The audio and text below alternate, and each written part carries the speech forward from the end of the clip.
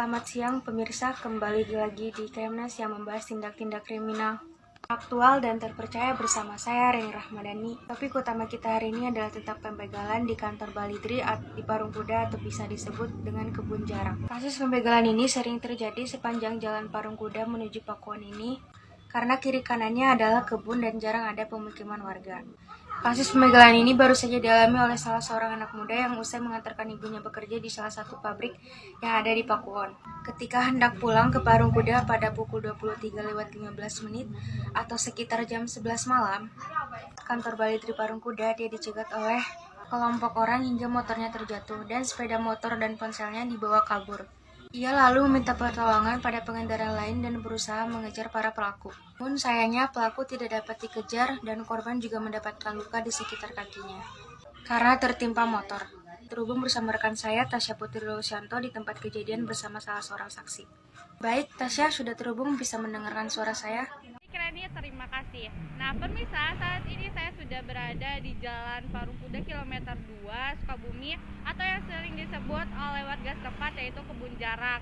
Tempat saya berdiri di sini, ini adalah tempat kejadian di mana ada pembegalan kepada seorang pemuda pada malam hari, dan sekarang saya sudah bersama salah satu saksi yang dimana akan menceritakan kronologinya. Benar dengan Bapak Teguh Ilham? Ya, benar. Bisa dijelaskan sedikit kronologinya? Oh, bisa.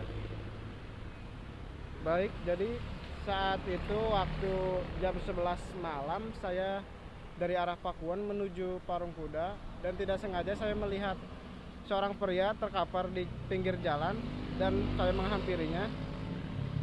Dan dia berkata, "Tolong, saya dibegal, motor saya diambil," dan saya dan korban mengejar pelaku sampai ke daerah Parung Kuda.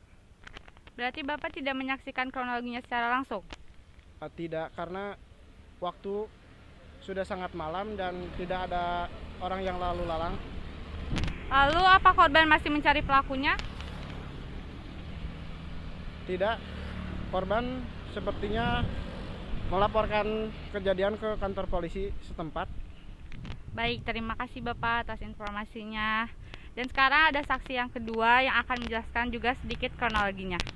Sekarang sudah bersama saya saksi kedua, yaitu seorang pelajar yang bernama Nanda Zahra. Apakah betul? Betul. Bisa sedikit diceritakan kronologinya? Sebenarnya saya juga tidak melihat kejadiannya. Saya adalah warga setempat. Saat malam itu saya sedang berkendara motor di sekitaran jalan sini dan saya melihat ada orang melantai-lantai. Namun saya tidak berhenti. Soalnya banyak kabar tentang modus begal yang seolah-olah meminta tolong padahal itu adalah pelaku begal. Jadi saya tidak berhenti dan saya melanjutkan perjalanan saya. Baik, terima kasih Nanda atas informasinya.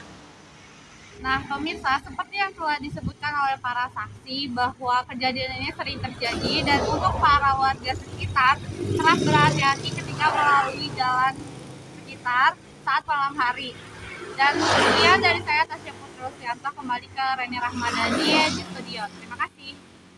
Ya, baik Tasya, terima kasih sudah melaporkan langsung dari lokasi. Itu saja topik kita hari ini. Saya Reni Rahmadani, pamit undur diri. Akhir pekan, sampai jumpa di Kemnas selanjutnya. Nokret.